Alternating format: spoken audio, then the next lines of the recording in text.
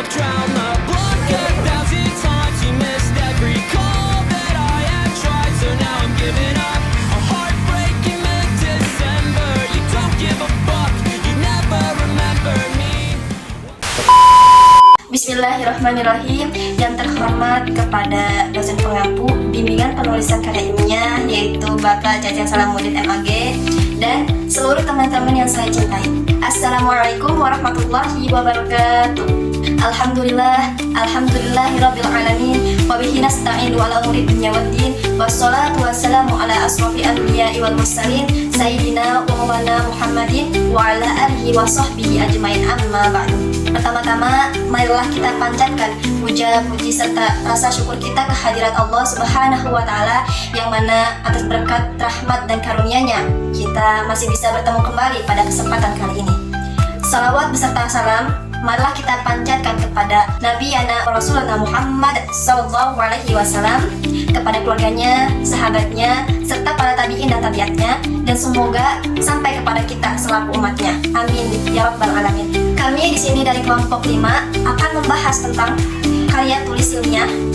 Perkenalkan, nama saya Putri Madani selaku moderator.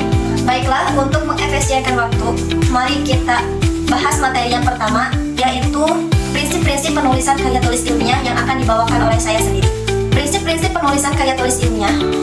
Karya ilmiah adalah hasil karya yang diperoleh dari kegiatan menulis dengan menerapkan aturan dan kesepakatan bersama yang mengatur cara dan bahan yang digunakan dalam penulisan karya ilmiah.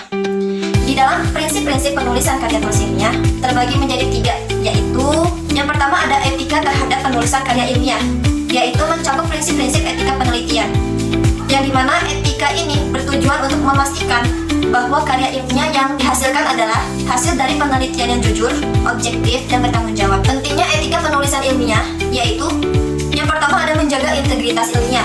Etika penulisan ilmiah menjaga integritas ilmiah dengan memastikan bahwa karya ilmiah yang dihasilkan adalah hasil dari penelitian yang asli. Yang kedua ada meningkatkan kredibilitas penulis. Penulis yang mematuhi etika penulisan ilmiah akan mendapatkan kepercayaan dan kredibilitas di mata komunitas ilmiah. Yang ketiga ada membangun kepercayaan publik. Karya ilmiah yang ditulis dengan etika yang baik akan membantu dan akan membangun kepercayaan publik terhadap hasil penelitian dan ilmu pengetahuan. Yang selanjutnya ada mencegah plagiarisme, yang dimana etika penulisan ilmiah menekankan pentingnya menghindari plagiarisme dengan mencantumkan sumber referensi dengan benar dan lengkap. Selanjutnya menghindari konflik kepentingan, yang mana etika penulisan ilmiah mengharuskan penulis untuk mengungkapkan konflik kepentingan yang mungkin mempengaruhi objektivitas penelitian dan penulisan. Selanjutnya prinsip dari penulisan karya tulis ilmiah yang kedua ada proses dalam berpikir yang ilmiah, yang dimana dibagi menjadi 3. Yang pertama objektif. Objektif dalam karya tulis ilmiah berarti adanya kesesuaian antara data dan informasi yang disajikan dengan fakta. Yang kedua deduktif, yaitu dalam logika deduktif sebuah menarik suatu kesimpulan dimulai dari pernyataan umum menuju pernyataan-pernyataan khusus dengan menggunakan penalaran atau rasio. Yang ketiga ada induktif. Proses berpikir induktif adalah kebalikan dari proses berpikir deduktif, yakni pengambilan kesimpulan dimulai dari pernyataan atau fakta-fakta khusus untuk menuju pada kesimpulan yang bersifat umum. Selanjutnya, prinsip penulisan karya tulis ilmiah yang ketiga ada syarat-syarat yang terdapat di penulisan karya ilmiah. Sebuah karya ilmiah akan dikatakan sebagai tulisan ilmiah apabila memenuhi syarat-syarat penulisan. Adapun syarat-syarat penulisan tersebut adalah sebagai berikut. A. Komunikatif. Artinya karya tulis ilmiah harus disampaikan dengan uraian yang mudah dipahami oleh pembaca, baik dari segi tata bahasa maupun kalimatnya. Yang B. Bersifat denotatif. Dalam penyusunan kata atau kalimat penulis harus dilandasi metode dan sistematika yang teratur agar tidak menimbulkan penafsiran ganda bagi pembacanya. Yang C. Berdasarkan landasan teori yang kuat. Maksudnya tidak bisa ditulis asal-asalan, melainkan harus disertai dengan teori-teori maupun pendapat ahli terpercaya yang mana teori tersebut telah teruji kebenarannya. Yang D. Dapat dipertanggungjawabkan. Maksudnya, sumber-sumber dari karya tersebut, baik itu buku, data, kutipan, dan acuan dalam penulisan, harus dapat dipertanggungjawabkan dengan cara menyebutkan sumber dari mana tulisan tersebut dikutip. Yang E. Tanpa unsur plagiat. Yang F. Bersifat logis. Yang G. Objektif. Dan yang terakhir sistematis. Baiklah, sekian pemaparan materi dari saya. Pembahasan materi yang kedua yang akan disampaikan kepada Saudari Reni. Kepadanya saya persilahkan. Terima kasih kepada moderator. Di sini saya akan membahas tentang langkah-langkah atau tahap dalam penulisan karya tulis ilmiah. Dibagi menjadi 3, yaitu tahap penulisan, dan tahap revisi. Tahap penulisan meliputi yang pertama, pemilihan tema. Tema adalah gagasan sentral atau ide pokok sebuah karangan. Penentuan topik maksudnya pokok kajian yang dapat diturunkan atau diambil dari tema atau subtema disebut topik. Yang kedua yaitu perumusan judul. Kepala karangan disebut judul yang dapat ditetapkan sesuai dengan topik atau permasalahan yang akan dibahas. Kriteria judul karangan yang baik yaitu sebagai berikut, yaitu singkat, relevan dengan isi, topik atau tema, provokatif atau menarik perhatian pembaca, mengandung kata-kata kunci, menggunakan kata denotatif atau makna yang sebenarnya. Yang ketiga yaitu pembuatan kerangka karangan atau outline. Penyusunan kerangka karangan pada prinsipnya adalah proses penggolongan dan penataan berbagai fakta yang kadang-kadang berbeda jenis dan sifatnya menjadi kesatuan yang berpautan. Yang selanjutnya yaitu pengumpulan bahan yang mencakup pencarian keterangan dari bahan bacaan seperti buku, majalah, dan surat kabar atau studi pustaka. Yang kedua yaitu pengumpulan keterangan dari pihak-pihak atau narasumber yang memahami masalah yang akan ditulis. Yang ketiga yaitu pengamatan langsung ke objek yang akan diteliti atau observasi. Yang keempat, eksperimen dan pengujian di lapangan atau di laboratorium. Yang kelima yaitu angket kepada responden. Untuk yang selanjutnya yaitu pengorganisasian yang meliputi pertama, seleksi bahan atau berbagai bahan tulisan yang telah terkumpul perlu diseleksi, dipilih mana yang layak dipakai dan mana yang tidak layak dipergunakan untuk penulisan naskah. Yang kedua yaitu klarifikasi bahan, berarti bahan-bahan tulisan yang telah diseleksi lalu digolongkan sesuai dengan kebutuhan topik karya ilmiah. Yang ketiga yaitu reduksi bahan adalah bahan-bahan tulisan yang telah melalui proses seleksi dan klasifikasi, tentu ada yang layak dan tidak layak dipakai. Yang keempat yaitu penyajian bahan-bahan penulisan yang sudah dikumpulkan sebelumnya. Untuk tahap yang selanjutnya yaitu tahap penulisan mencakup pertama, penulisan konsep mentah atau draft, naskah secara menyeluruh, bab demi bab, sub demi sub, atau bagian demi bagian yang lazim digunakan dengan tulisan tangan. Yang kedua yaitu pengetikan konsep karya ilmiah dengan menginput dalam komputer. Terus yang ketiga yaitu tahap revisi dan penyajian, mencakup pertama, koreksi atau correcting, yakni melakukan pembetulan terhadap kata, istilah, kalimat, paragraf, dan bagian yang dipandang salah. Yang kedua yaitu penyuntingan atau editing, merupakan langkah terakhir dengan melihat apakah ada bagian naskah yang kurang tepat, baik secara substansi maupun kebahasaan. Yang ketiga yaitu penyajian atau finishing. Terima kasih kepada Saudari Leni yang telah memaparkan materinya. Selanjutnya, pembahasan materi yang ketiga yang akan disampaikan oleh Saudari Nuni. Kepadanya saya persilakan. Di sini saya akan menjelaskan mengenai tantangan dan hambatan dalam penulisan karya tulis ilmiah. Adapun tantangan menurut penulis ada 6 hal. Keenam hal yang dimaksud yaitu 1. Tidak mempunyai niat atau gairah menulis. Pada tantangan ini biasanya sangat sulit untuk mengubah minat agar mau menulis.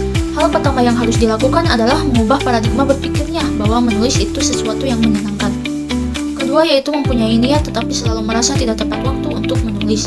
Maksudnya, niat atau keinginan untuk menulis sudah ada, tetapi untuk merealisasikannya sangat sulit karena merasa tidak memiliki waktu yang tepat untuk menulis. Yang ketiga yaitu merasa tidak tahu apa yang akan ditulis atau tataran ide. Tantangan seperti ini memang banyak dikeluhkan siswa ataupun mahasiswa karena sama sekali tidak memiliki ide tulisan sehingga merasa bahwa tidak ada permasalahan atau persoalan apa yang hendak dikemukakan. Keempat, takut salah, merasa tidak bermutu atau tataran teknis dan konten. Untuk menemukan tema yang sesuai, penulis memiliki rasa kurang percaya diri. Kelima yaitu pengaruh perhatian terhadap hal-hal yang tidak produktif. Pengaruh kurang fokus penulis artinya calon penulis belum mampu berkonsentrasi penuh pada apa yang hendak dituliskan. Yang keenam yaitu tidak dapat memanfaatkan teknologi sesuai dengan kegunaannya, yaitu pengaruh ketidakefektifan dalam menggunakan teknologi. Adapun hambatan menurut Marijan tahun 2011 halaman 42-56. Kendala untuk menulis karya tulis ilmiah antara lain 1. Minat membaca yang rendah. Sebagian besar masyarakat Indonesia termasuk para gurunya memiliki minat membaca yang rendah. Rendahnya minat baca tersebut menutup wawasan, pengertian, pemahaman, semangat, dan motivasi dalam memandang suatu permasalahan yang dapat diangkat sebagai bahan dalam penulisan karya tulis ilmiah. Yang kedua yaitu termakan isu. Salah satu isu yang beredar adalah isu mengenai pembuatan karya tulis ilmiah yang sangat berat namun tidak dinilai dengan layak. Yang ketiga yaitu motivasi rendah. Faktor-faktor penghambat kegiatan tulis-menulis dibedakan menjadi dua, yaitu faktor internal dan faktor eksternal. Faktor internal adalah pengaruh yang datang dari dalam diri seseorang, seperti sikap para guru atau penulis yang belum memiliki kebiasaan membaca buku, belum memiliki kemampuan berbahasa yang baik, dan belum adanya motivasi untuk menulis. Sedangkan untuk faktor eksternal berupa sarana dan prasarana penunjang untuk menulis, yang di dalamnya mencakup biaya dan fasilitas untuk menulis seperti komputer. Yang keempat yaitu malas membaca. Adanya minat dan motivasi menulis dapat dilihat dari mau tidaknya seseorang dalam mencoba menulis. Adapun hambatan atau kendala dalam penulisan karya tulis ilmiah menurut Teguh Budi Harto tahun 2006 halaman 59-63. Masalah pokok dalam penulisan karya tulis ilmiah dapat dikelompokkan ke dalam masalah empiris, masalah retorika, dan masalah linguistik. 1. Masalah empiris. Masalah empiris yang dimaksudkan adalah persoalan menulis yang disebabkan oleh pengalaman di lapangan. Ada 3 masalah pokok yang menyebabkan seseorang sulit membuat tulisan, yaitu keterbatasan penulis dalam mengembangkan ide, pola tulisan, kurang standar dan kurang berbobotnya substansi tulisan. Yang kedua yaitu masalah retorika. Maksud dari masalah retorika adalah cara mengungkapkan ide. Dalam karya ilmiah, retorika yang dikatakan memiliki bobot ilmiah adalah tulisan dengan retorika linier. Wacana yang banyak digunakan dalam karya tulis karena memiliki pola retorika yang memenuhi unsur-unsur karya ilmiah ialah eksposisi dan argumentasi. Yang ketiga yaitu masalah linguistik. Masalah linguistik adalah masalah penguasaan bahasa. Dalam aspek ini ada 4 hal yang dijadikan acuan, yaitu sintaksis, gramatika, diksi, dan kosakata dan mekanik. Terima kasih kepada Saudari Luni yang telah memaparkan materinya. Selanjutnya, pemaparan materi yang keempat yang akan disampaikan oleh Saudara Juda. Kepadanya saya persilakan. Baik, sebelumnya saya ucapkan terima kasih kepada moderator yang telah memberikan kesempatan kepada saya untuk memaparkan materi selanjutnya, yaitu mengenai strategi dalam penulisan karya tulis ilmiah. Teman-teman yang saya banggakan, banyak hal yang harus diperhatikan dalam penulisan karya ilmiah. Terlebih lagi, penulis ingin menghasilkan karya ilmiah dengan daya tarik yang amat tinggi. Maka berikut strategi penulisan karya ilmiah yang dapat meningkatkan daya tarik tulisan akademis agar dapat meningkatkan minat baca masyarakat terhadap tulisan akademis ataupun ilmiah. Di antara lain ialah 1. Pemilihan topik-topik permasalahan yang diangkat memiliki manfaat dan layak dibahas. Tentu, topik itu akan memberikan sumbangan kepada ilmu yang dimiliki. Layak dibahas berarti topik itu memang memerlukan pembahasan yang sesuai dengan bidang yang ditekuni. Topik itu cukup menarik terutama bagi penulis. Topik yang menarik bagi penulis akan mengingatkan kegairahan dalam mengembangkan, dan bagi pembaca akan mengundang minat untuk membacanya. Topik permasalahan telah dikenal baik. Penulis harus mempunyai pengetahuan yang memadai tentang topik. Dan yang kedua, pembatasan topik setelah penulis berhasil memilih topik yang memenuhi persyaratan. Langkah kedua ialah membatasi topik. Cara lain untuk menemukan topik yang terbatas adalah dengan membuat diagram pohon. Dengan diagram pohon, kita dapat memecahkan topik-topik tingkat demi tingkat, menggambarkannya sebagai cabang-cabang dan ranting pohon yang terbalik. Yang ketiga, yaitu menentukan topik dan judul yang tepat dalam tulisan akademis. Judul harus tepat menunjukkan topik permasalahannya, karena penentuan judul tersebut harus dipikirkan secara bersungguh-sungguh dengan mengingat beberapa persyaratan, antara lain: A. Harus sesuai dengan topik atau isi karangan beserta jangkauannya. B. Judul sebaiknya dinyatakan dalam bentuk. C. Judul karangan diusahakan sesingkat mungkin. Yang terakhir D. Judul harus dinyatakan secara jelas, yang artinya judul itu tidak dinyatakan dalam kata biasa. Poin keempat yaitu pembuatan outline sebelum mulai membuat tulisan secara lengkap. Buatlah outline terperinci yang mencakup semua bagian penting dari karya ilmiah penulis. Hal ini akan membuat penulis mengatur ide-ide dengan baik dan memastikan bahwa argumen penulis mengalir secara logis. Identifikasi tujuan penelitian, pernyataan penelitian, dan metode yang akan digunakan.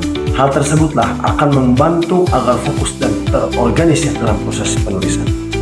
Untuk pemaparan yang terakhir yaitu kesimpulan, berdasarkan uraian materi tersebut atau uraian yang telah saya paparkan tadi, maka dapat diperoleh kesimpulan bahwa pada penulisan karya ilmiah atau karya tulis ilmiah diperlukan prinsip-prinsip meliputi: yang pertama, etika penulisan karya ilmiah; yang kedua, proses berpikir ilmiah dan sesuai dengan syarat-syarat penulisan karya ilmiah.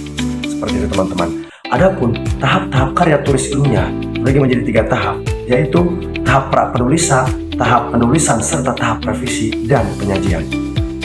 Dalam penulisan karya ilmiah pasti terdapat tantangan dan hambatan baik dari faktor eksternal maupun internal teman-teman. Mulai dari tidak ada niat, kurang percaya diri, malas, tidak ada ide, terbatasnya kemampuan dan sarana dan lain sebagainya.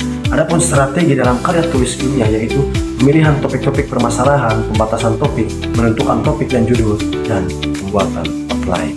Mungkin pemaparan materi dari saya cukupkan sekian, dan seterusnya saya kembalikan kepada Juhda. Terima kasih kepada saudara Juhda yang telah memaparkan materinya. Alhamdulillah, pemaparan dari awal sampai akhir telah tersampaikan. Mudah-mudahan apa yang kami sampaikan bisa menjadi manfaat bagi kita semua. Mohon maaf atas segala kekurangan dan kesalahan. Wassalamualaikum warahmatullahi wabarakatuh.